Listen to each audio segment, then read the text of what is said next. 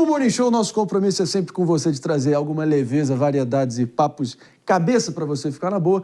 Ninguém melhor do que o nosso querido Guilherme Batilani, que está aqui presente com a gente também, do nosso timaço de colunistas. Entende tudo e mais um pouco sobre o comportamento humano, a mente humana. E a pergunta da vez que eu quero lançar aqui, no meio de tantos erros, né, e que talvez foi a tônica do dia do nosso programa, é quem nunca errou que atire a primeira pedra, né? Mas será que errar, meu caro Gui, com 15 anos dói menos do que errar com 45? Porque talvez o nosso tempo vai diminuindo e a tolerância para o erro também.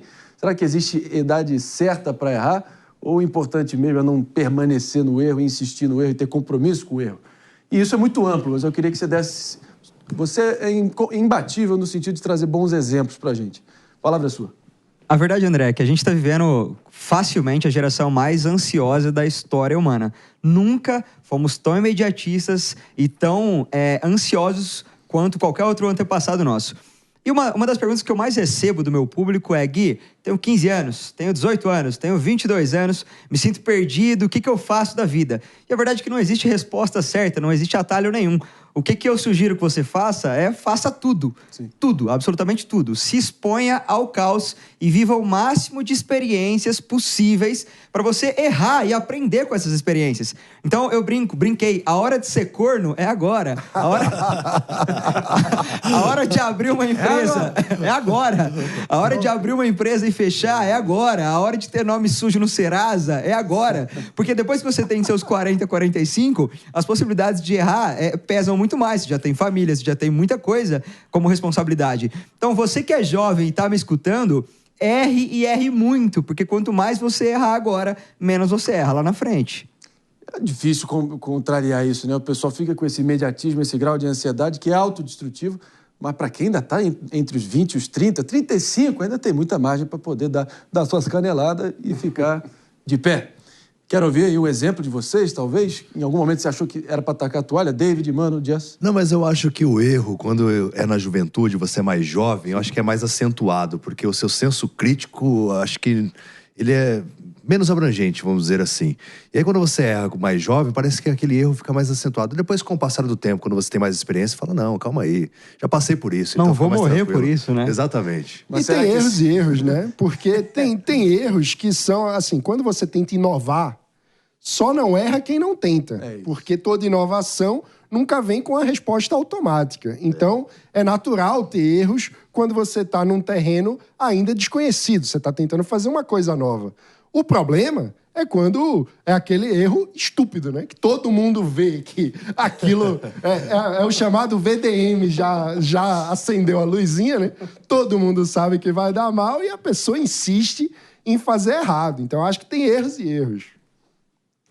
E erros que podem custar caríssimo, né? A gente está vendo, acho que, como eu disse, a tônica hoje do nosso programa foi examinar erro e tentar atribuir erro. Né? Mas o problema é quando são de autoridades com a repercussão tão grande na vida de tanta gente. Erros e erros. Jess, como é que você diferencia isso? Eu acho que a intenção, ela diz muito respeito ao erro. Então, assim, se você erra querendo aceitar... Não, pode continuar. Se você erra querendo acertar, é diferente de quando você erra ali porque, de fato, você tem uma intenção de fazer algo errado ou você sabe que vai dar errado. Então, acho que as pessoas, elas têm que acreditar e ir atrás dos sonhos. Tem uma frase do seu Wilson Poit, que eu sou fã, que fala: o não você já tem, corre atrás do sim. Então, eu acho que o erro está muito ligado a essa vontade de mudar, de fazer, e tem que errar mesmo. Baita frase aí para concluir os trabalhos aqui. Para todo mundo que está sintonizado, nos ouvindo aqui na Rede Jovem Pan de Rádio. Amanhã, 10 horas, compromisso marcado aqui no Morning Show. Tchau. Em frente a gente segue aqui para você que está nos assistindo, Guilherme Batilani. Desconstrói tudo aqui que foi dito pela eu gostei do exemplo do David, eu gostei bastante, porque de fato a gente vai ficando mais velho e a gente vai percebendo que erro não mata, né? Quando a gente é adolescente, a gente toma um fora, tudo parece que a vida vai acabar. Quando a gente, sei lá, acontece alguma exposição nossa, entre os alunos da escola, a gente acha, meu Deus, como que eu vou sobreviver com a galera me isolando? E aí a gente vai ficando mais velho, vai percebendo que os erros fazem parte da vida, a gente vai vendo que a gente não morre diante dos erros, e vai ficando, acho que, mais calmo mesmo, né? Tipo, eu não vou morrer porque deu errado, né? Calma, fera, calma. Acerta amanhã, né? Eu acerto amanhã. Alguém aqui disposto a revelar algum erro que vinha cometendo com recorrência e que era talvez algo que vocês, com o passar do tempo, um belo dia acordaram e pararam de cometer? Eu acho que eu tenho um exemplo.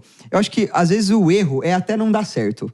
Porque quando eu comecei a me expor na internet, eu estava errado. Porque eu era meio o tonto que falava sozinho e ninguém assistia. A hora que deu certo e funcionou, aí já não era o erro, era um risco, né, que eu estava correndo.